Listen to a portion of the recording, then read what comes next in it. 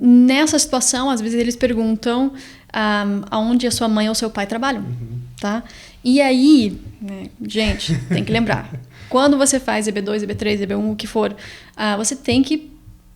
Esposa da minha mãe e meu pai, mas às vezes, onde será o amigo, amiga da minha mãe.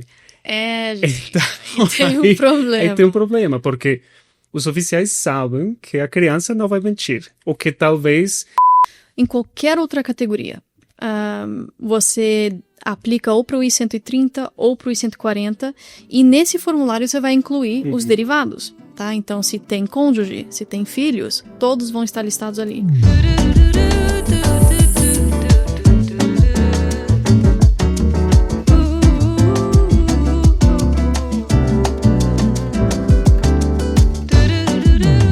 Bem-vindos ao Vozes Imigrantes, seu podcast onde nós desmistificamos o mundo de imigração nos Estados Unidos. Eu sou a Thamis Gertner. Eu sou Maurício Torres. E hoje é um tema diferente. Diferente. Sim, diferente porque muitas pessoas estão perguntando agora, você não tem vídeos, e uma pessoa falou, não encontrei nenhum vídeo no YouTube falando sobre... Somos os primeiros, então. Sim.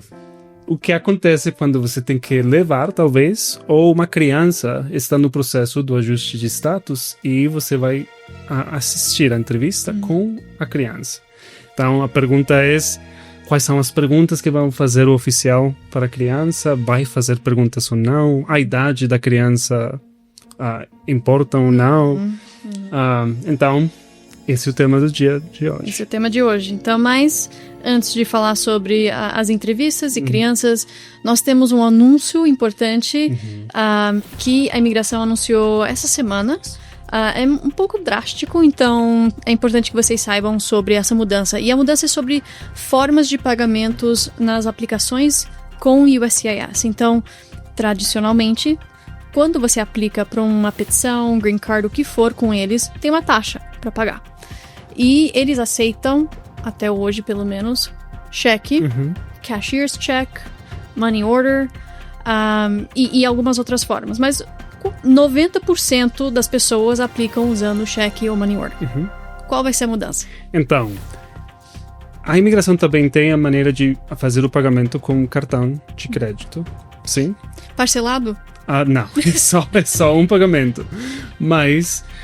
eles têm um formulário. A gente não gostava muito de utilizar esse formulário porque, às vezes, se a imigração não podia processar o pagamento, então rejeitava o caso todo, você tinha que enviar mais uma vez, então a gente preferia fazer money order check. Mas a mudança é, agora você tem que fazer o pagamento com o cartão de crédito ou com uma transferência do banco. Então, o ACH Transfer aqui nos Estados Unidos. Então, o que acontece é, muitas pessoas têm a pergunta, bom, se eu tenho um cartão de crédito, posso fazer o pagamento. Mas se não tiver, e se eu também não tenho uma conta nos Estados Unidos, o que faço? Exato. Então, essa mudança é super importante vocês lembrarem que a partir do dia 28 de outubro, eles não vão aceitar mais cheques, money orders, qualquer outra forma de pagamento fora cartão de débito, crédito ou então uma transferência bancária. Agora, essa transferência bancária não é que nem Zelle, onde você simplesmente manda o dinheiro para o governo. Vai ter um formulário onde você vai preencher os dados da sua conta ou do seu cartão. Nós vamos pôr esse formulário em cima do seu pacote e mandamos para a imigração. Isso. Então, o motivo que a gente não gosta desse formulário, dessa forma, é que a gente não tem segurança nenhuma. Que se um número do cartão está errado, ou então o zip code, o CEP, ou então você não tem fundos naquele dia, infelizmente, isso, como o Maurício falou, vai rejeitar o caso. E aí atrasa tudo. Especialmente quem tem prazo. Então... é uma mudança muito importante, é uma mudança que vocês precisam levar em conta. A conta tem que ser daqui dos Estados Unidos. Dos Estados Unidos. Só na transferência bancária. Na transferência bancária. Mas cartão, se você tiver o cartão do seu país, ainda pode... Ainda dá. Então, vamos pegar as milhas, os pontos nos cartões de crédito, tá? Ou débito, e daí transferência bancária. Sim. A partir do dia 28 de outubro. Então, por favor, não esqueçam, porque vai ser rejeitado. Vai ser rejeitado. É um anúncio que veio do nada e ninguém tá falando sobre o assunto, então tá aí pra vocês. Tá. Agora, tema principal. Então, tema principal. Então, o que acontece é que vocês talvez no seu processo, seja de família ou de emprego, talvez tenham filhos, filhos enteados? Filhos enteados. Isso. Que talvez também fazem parte do processo. E o que acontece é que, às vezes, dependendo da idade da criança, os oficiais talvez vão querer perguntar algumas coisas para a criança ou talvez não. E também, dependendo do tipo de processo, tem perguntas para as crianças, como também talvez não tem perguntas. Então, vamos falar especialmente sobre a idade primeiro. A diferença entre ter mais de... ter mais de 14 anos maior, ou menos. Maior. Menor. Ou mais ou menos. Mais ou menos. Tá. Então, a regra mais importante de lembrar é a idade da criança. Se a criança for maior de 14 anos, ela é obrigada a participar na entrevista. Então, ela vai na entrevista, ela vai receber um agendamento da entrevista junto com vocês. Se não receber, tem que ir da mesma forma. E maior de 14 anos quer dizer que a imigração, na entrevista, vai perguntar pelo menos uma ou duas coisas para a criança. Agora, lembra que a idade, ela é determinada no dia da entrevista. Então, mesmo se você deu entrada, a criança tinha 12, agora na entrevista tem 14, ela vai ser entrevistada. Agora, com crianças maiores de 14. De 14 até 21 é considerado criança. Quais tipos de perguntas o oficial pode ou normalmente faz? Então, normalmente, se o caso é simplesmente porque o pai ou mãe dele ou dela tem um ajuste de status por casamento, as perguntas talvez vão ser se a pessoa ou a criança conhece o padrasto e se tem um relacionamento ou não com ele ou ela, a madrasta, e se conhece do relacionamento dos pais. Para saber realmente se o relacionamento é legítimo. Mas não é tanto perguntar sobre a inadmissibilidade ou atos criminais, porque as crianças não têm problema nesse caso, mas as perguntas é mais sobre o relacionamento dos pais. Mas é diferente se a criança está aí no processo por visto de trabalho, um green card de trabalho. Então, no visto de trabalho é um pouco diferente, a criança tem que estar um pouco mais preparada. Nessa situação, às vezes eles perguntam aonde a sua mãe ou seu pai trabalham, tá? E aí, né, gente, tem que lembrar, quando você faz EB2, EB3, EB1, o que for, você tem que ter um trabalho que casa com o processo que você está fazendo. Então, se você tem sponsor, está trabalhando no sponsor. Se não tá, por quê? Eu já tive algumas entrevistas onde crianças foram e foi essa pergunta que fizeram. Aonde que a sua mãe trabalha? Né? Então, é importante que a criança já sabe que eles vão ser provavelmente questionados sobre o trabalho da mãe e do pai. E também eles perguntam se mora com a sua mãe e seu pai. E se é madrasta ou então padrasto, se tem uma relação boa. Eu tive também uma entrevista onde o oficial questionou a jovem sobre o relacionamento com o padrasto. Então, o que vocês gostam de fazer juntos? Aonde vocês foram da última vez quando saíram? O que ele faz, né, de apoio para você na sua vida? Então, lembrando, esses são os maiores de 14. Agora, menores, como que eles são tratados? De 14. Então, a imigração muitas vezes não vai perguntar muita coisa, talvez uma, duas perguntas, e é simplesmente você conhece aquela senhora aqui na sala, e já muitas entrevistas han perguntado isso. E as crianças muitas vezes, então vão dizer sim, o esposo da minha mãe e meu pai, mas às vezes vão dizer o amigo, amiga da minha mãe.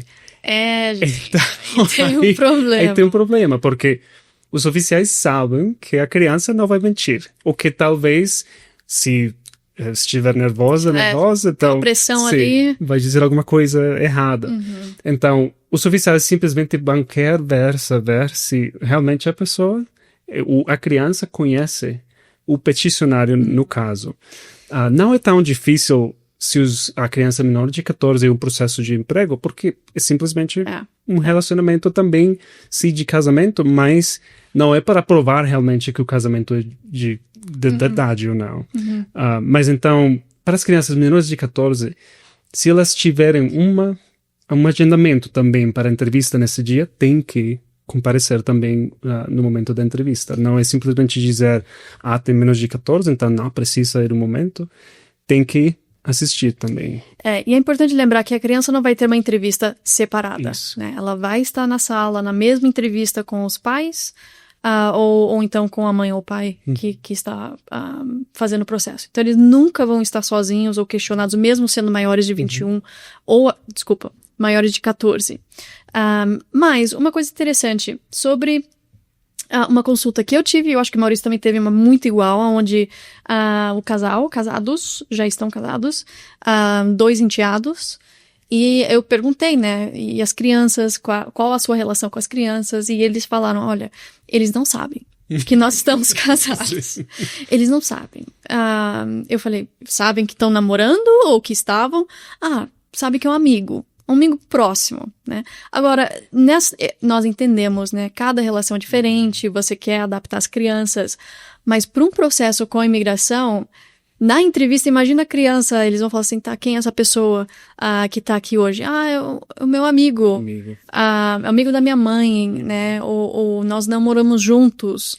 Aí nós temos um grande problema, tá? Então, pense quando você tem enteados ou então crianças, tem que ter uma conversa, explicar como que vai ser o processo, e também a relação entre, né, as pessoas, porque isso vai ser o ponto mais crítico. E é triste quando a gente tem que falar assim, olha, não dá pra mentir, não dá. E algo que também talvez diferente, no caso das crianças menores de 21, mas maiores de 21, também tem elas a possibilidade de fazer a petição para o padrasto ou madrasta. Isso. E também para o pai ou mãe.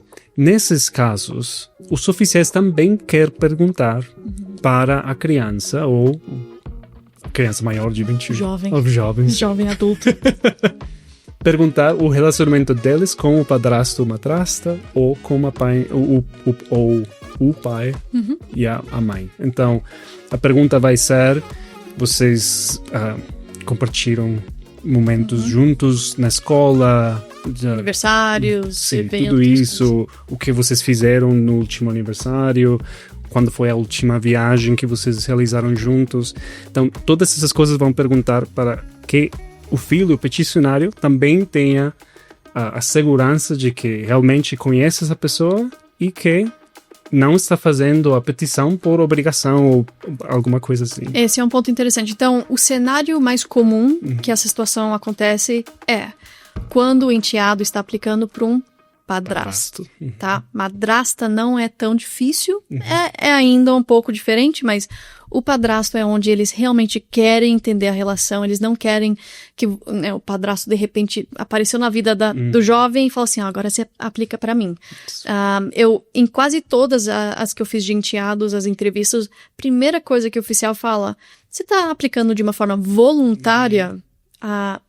Sim, né? A resposta é sim. E daí, às vezes, eles perguntam, alguém está te pagando?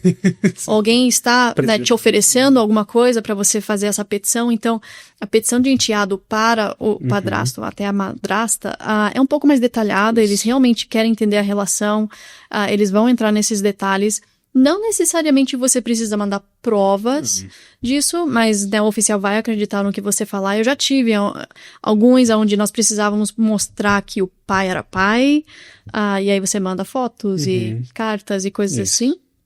Mas na entrevista, normalmente, eles resolvem já essa questão. Sim. Eu acho que eu tive como uma oficial aqui no Utah, que já não está no escritório, ela sempre queria ver fotos do relacionamento dos pais e os filhos, ou enteados ou padrastos, e queria saber. Então, nos documentos da escola, você fica aí lá como o nome do contato de emergência ou não, no hospital, todas essas coisas simplesmente para provar que o relacionamento é mais que simplesmente por o casamento dos pais e que se tem relacionamento. Felizmente, muitos desses casos, então, tínhamos as fotos e a oficial simplesmente perguntava as ocasiões nas fotos e mais. Mas é bom sempre ficar bem preparado. É super importante esse ponto. E eu vou fazer uma pergunta aqui pro Maurício, porque eu esqueci de fazer antes. Com as crianças que são menores de 14 anos, elas não recebem o agendamento da entrevista. aconselhamos a criança ir de qualquer forma ou não na entrevista? Então, se não tiverem um agendamento, é uma boa pergunta. Eu diria, para ficar bem seguros, talvez simplesmente ir à entrevista. Leve a criança à entrevista e o oficial simplesmente vai dizer, não preciso, não tenho aqui agendamento, não tem problema. Mas, se o contrário acontecer, então você chegou ao momento da entrevista e o oficial e as crianças, onde elas estão. Então, é melhor estar bem preparado. Então, é melhor ter mais cuidado do que não. E nas últimas 2 entrevistas que eu tive de EB3, onde tinham 3 crianças, 4 crianças, todas foram, mesmo sendo menor de 14. Mas o oficial, na hora de abrir a porta e chamar, fala assim, não, as crianças podem ficar. Então, o oficial vai ter essa descrição na hora de decidir se precisa entrevistar as crianças ou não, mas a gente sempre aconselha, pelo menos vão, para não arriscar, né? Você deveria ter ido e não levou as crianças. E entrando no seguinte ponto, então, as crianças derivadas no processo da imigração, então, tem também nos processos de família, talvez, você é um residente permanente, fazendo uma petição para a sua esposa, e você também tem filhos com essa esposa. Então, não são enteados, são seus filhos. Mas eles estão derivados no processo. Você não tem que fazer a petição separada para eles. E eles não têm agendamento também não para a entrevista. Mesma coisa. Também pedir para eles assistir ao momento da entrevista. E se, por acaso, o oficial quiser perguntar alguma coisa, pode. Mas os derivados realmente derivada a aprovação. Se aprovam a primeira petição, então vão aprovar a petição das crianças. Isso aqui não é parte desse tema, mas é importante a gente explicar a questão do derivado, né? Porque quando você aplica, vamos supor, em qualquer categoria fora casamento com um americano, americana, ou então filhos que são americanos maiores de 21. Em qualquer outra categoria, você aplica ou para o I-130 ou para o I-140 e nesse formulário você vai incluir os derivados, tá? Então, se tem cônjuge, se tem filhos, todos vão estar listados ali. Isso quer dizer que aquela petição vai cobrir todas as pessoas naquela petição. Não precisa de uma petição por pessoa. Isso. Tá? Agora, a grande diferença entre americano, quando é casamento com cônjuge ou então filhos maiores de 21 que são cidadãos, é que precisa petições separadas. Não tem derivados.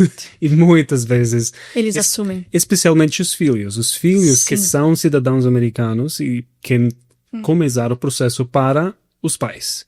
Onde eu posso fazer o processo para a mãe, mas o pai vai estar incluído. Não, tem que fazer uma petição separada.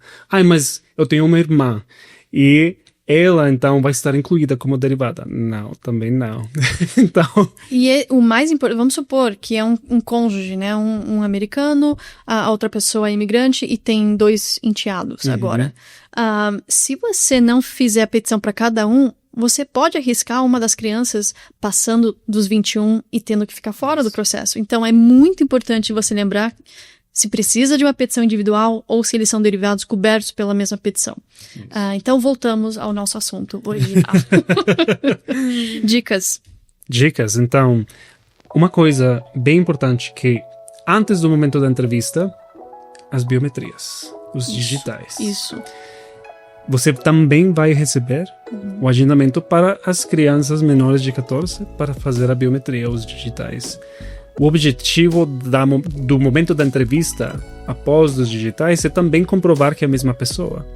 Com as crianças, especialmente as menores de 14, é bem importante fazer pelo menos o processo das biometrias. Se a criança não tiver entrevista e o oficial falou não preciso falar com eles também no momento da entrevista, perfeito. Mas eles sim precisam fazer o processo das biometrias. Então, primeira dica, por favor, levar as crianças no momento da biometria. Isso. E as biometrias não é só para quem faz permissão de trabalho. Biometria é para quem faz ou processo para residência permanente, que é o Green Card, permissão de trabalho, permissão de viagem e outros benefícios. Então, todo mundo tem que fazer biometria.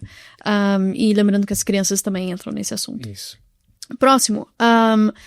Tem que preparar a criança. Tá? Como a gente já explicou, é importante ter essa conversa, preparar eles o procedimento, como que vai ser, para eles não se assustarem ou entenderem bem como que vai ser o processo. Se você tem uma assessoria jurídica, devem te preparar, fazer meio que uma simulação para vocês entenderem, né, os passos de como vai ser. Então, ter essa conversa com a criança, explicar, e também, se é um processo por trabalho, explicar também a questão, olha, se perguntarem sobre trabalho, né, eu trabalho nisso. Muitas vezes as crianças nem sabem, né, o que os pais fazem especificamente, mas é importante você preparar eles.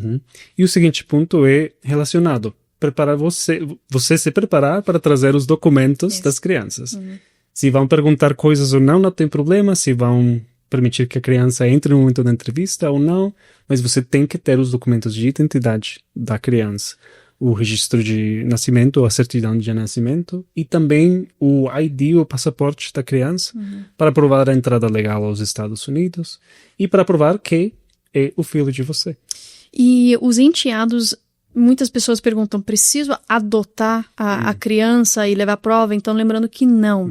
Para a imigração, a lei é, se os pais casarem antes da criança completar 18 anos, é enteado automático e está dentro. Então, aí seria só prova da certidão de casamento e de nascimento da criança.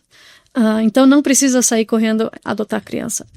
Isso já, pelo menos, esse benefício existe no mundo de imigração. Boa. E mantenha a calma. Por favor. Cada oficial é diferente, cada entrevista é diferente. Tem oficial que é um pouco mais direto, é um pouco mais forçado. Existem outros que são super tranquilos, não fazem nenhuma pergunta. Mas a gente sempre quer que vocês estejam mais preparados do que não. Que a criança entenda o que pode acontecer e não, né, ficar sem saber o que pode acontecer. Então, mantenha calma. Se um oficial está questionando o último aniversário, o último almoço que vocês fizeram, né? Fica calmo, sempre falar a verdade. Se não lembra, não lembra. Não precisa inventar uma resposta. Então, sempre fique, calmos. E, nesse ponto também, para finalizar, se você tem um filho ou filha que é cidadão ou cidadã dos Estados Unidos, não precisa de entrevista, não precisa levar o momento da entrevista, especialmente se são bem pequeninos. Pequenos. Se é um bebê de colo. 6 meses, 1 ano, não precisa trazer. A gente sabe que talvez é difícil encontrar alguém que vai tomar cuidado da criança, mas filhos ou filhas cidadãos dos Estados Unidos não precisa. Tá. É isso, gente. Então, lembrando que entrevistas com crianças não são tão difíceis, complexas, mas é importante que vocês estejam preparados, entendem o que eles podem perguntar, quais as idades de quem pode ser entrevistado e também documentação que vocês precisam para sua entrevista com crianças. Esperamos que este episódio tenha esclarecido as dúvidas, e se ainda tem mais, pode deixar no comentário, que a gente está tentando de responder o mais rápido possível todos os comentários e perguntas de vocês, mas a gente gosta muito disso. Então, não se esqueçam de seguir, curtir e se inscrever aqui no canal. É isso, gente. Então, nós nos vemos na próxima. Até a próxima. Se vocês gostaram dessa informação, vá lá no nosso website que tem muita informação boa, especialmente no nosso blog, sobre temas importantes, guias e também tips do que você pode fazer.